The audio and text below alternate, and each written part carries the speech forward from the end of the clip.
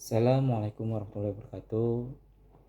Izin dosen pembina dan senior menyesuaikan. Izin memperkenalkan diri. Taruna Madya Politeknik Ilmu Pemasyarakatan Angkatan 57. Nama Aditya Kusuma Sibuan, STB 4948, Prodi Teknik Masyarakat A. Izin menjelaskan tentang hukum acara peradilan anak. Tindak pidana anak dan sistem peradilan pidana anak. Tindak pidana terhadap anak, Hakim Zulfikar Siregar SHMA berpendapat bahwa tindak pidana anak adalah kejahatan pidana yang menyangkut anak baik sebagai perilaku ataupun sebagai korban. Karena menurut beliau bahwa definisi tindak pidana anak itu belum ada di Indonesia, dan dalam Undang-Undang Sistem Peradilan Pidana Anak dijelaskan dari segi filosofisnya, yaitu anak berhadapan dengan hukum atau peradilan. Dapat disimpulkan bahwa tindak pidana terhadap anak adalah tindakan pidana yang berkaitan dengan anak yang berhubungan dengan hukum, entah sebagai korban maupun pelaku dari tindak pidana tersebut. Anak yang dimaksud adalah anak yang berusia 12 tahun tetapi belum berumur 18 tahun. Undang-Undang Nomor 11 Tahun 2012 tentang Sistem Peradilan Anak. Dapat kita lihat itu dari kasus ini, kasus dugaan kekerasan seksual 3 anak di Luwu Timur dihentikan, kesaksian korban diabaikan, dan seperti menegaskan percuma lapor polisi. Ini ada contoh tindak pidana terhadap anak. Pelaku gangster Surabaya sering dikembalikan oleh orang tua, begini kata pakar hukum pidana. Selanjutnya kita lihat adalah sistem peradilan pidana anak. Untuk nomor 11 tahun Undang-Undang Nomor 11 Tahun 2012 tentang Sistem Peradilan Pidana Anak. Sistem peradilan pidana anak adalah keseluruhan proses penyelesaian perkara anak yang berhadapan dengan hukum, mulai dari tahap penyelidikan sampai dengan tahap pembimbingan setelah menjalani pidana. Pasal 1 angka 2 maksud saya, anak yang berhadapan dengan hukum adalah anak yang berkonflik dengan hukum, anak yang menjadi korban tindak pidana, dan anak yang menjadi saksi tindak pidana.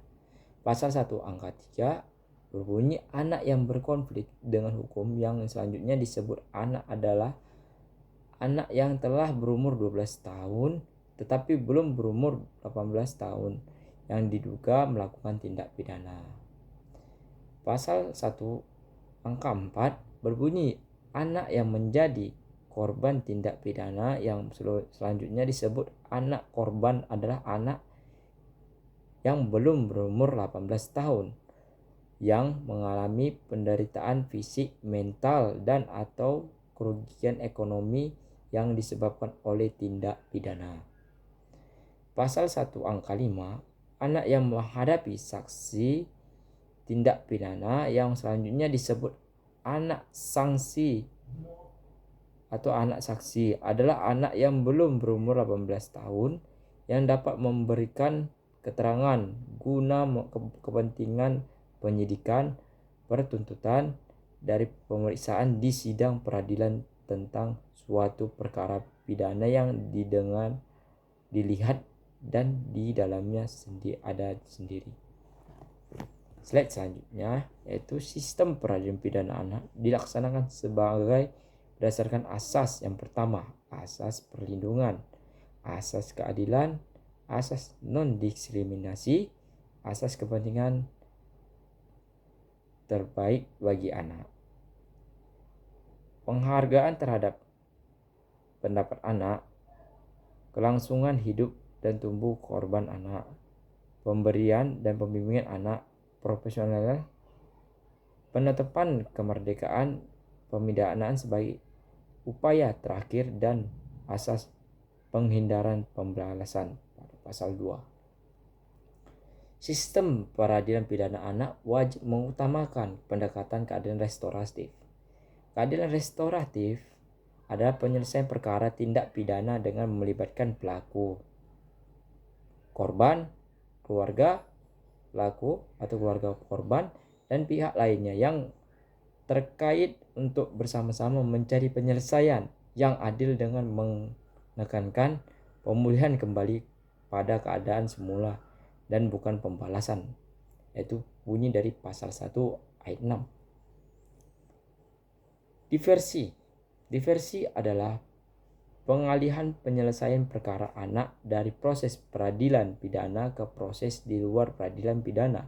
Dengan diversi wajib diupayakan dalam tahap yang pertama, penyidikan penuntutan pidana anak yang dilaksanakan sesuai dengan ketentuan perundang-undangan.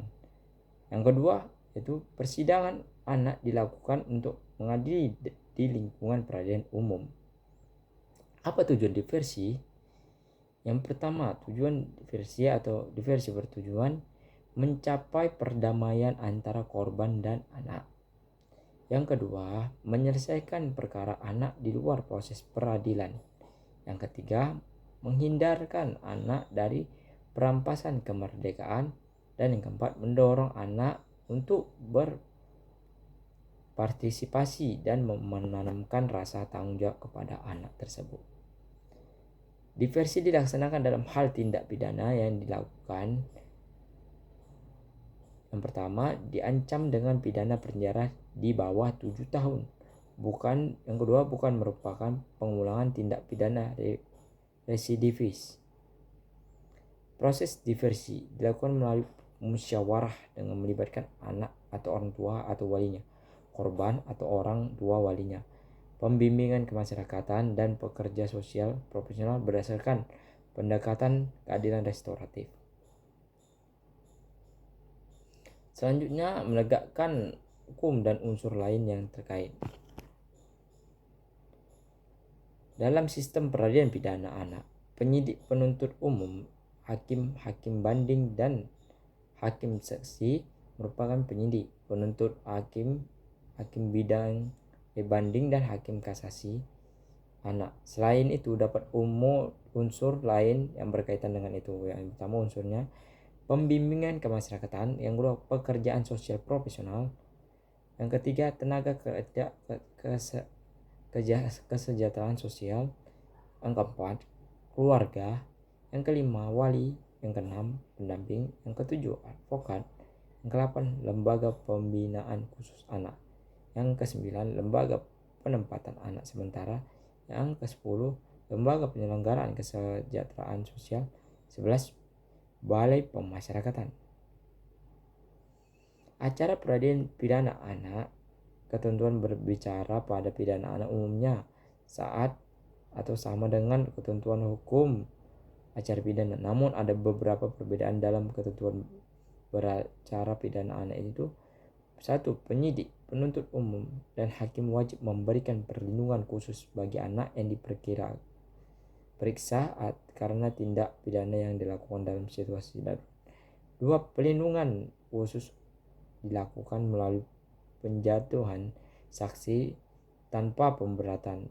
3. Wajib memperhatikan kepentingan terbaik bagi anak dan mengusahakan suasana keluargaan tetap terpelihara.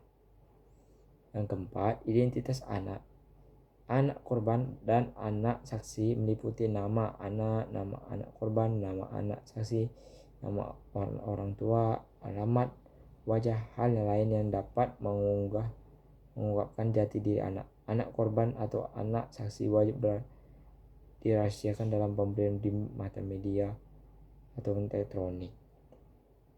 Yang kelima, tindak pidana yang dilakukan oleh anak sebelum genap berumur 18 tahun dan diajukan sidang pengadilan setelah anak yang bersangkutan lulus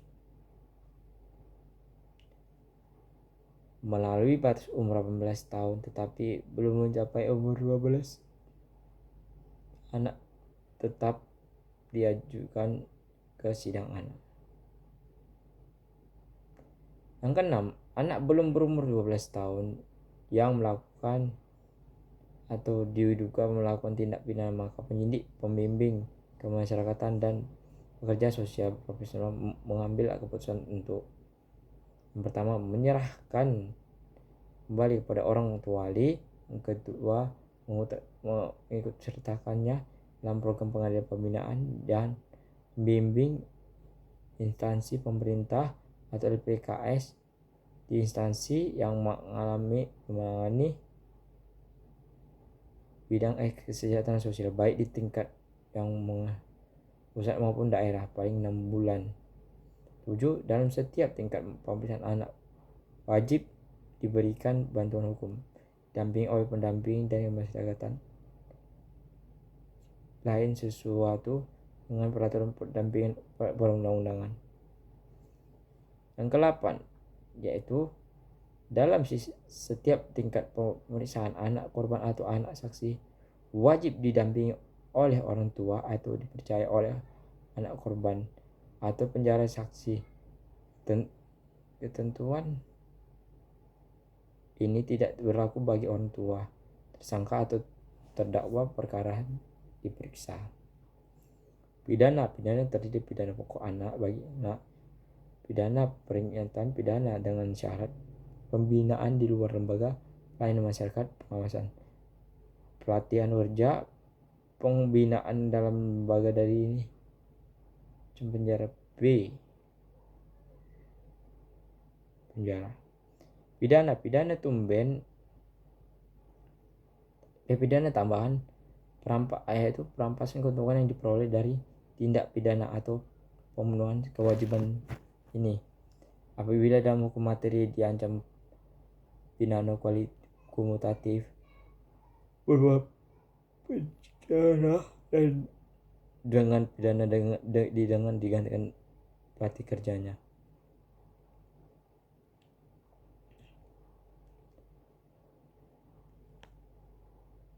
Pidana yang dijatuhkan kepada anak dilarang melanggar harkat dan martabat anak. Sekian presentasi saya. Terima kasih. Assalamualaikum warahmatullahi wabarakatuh.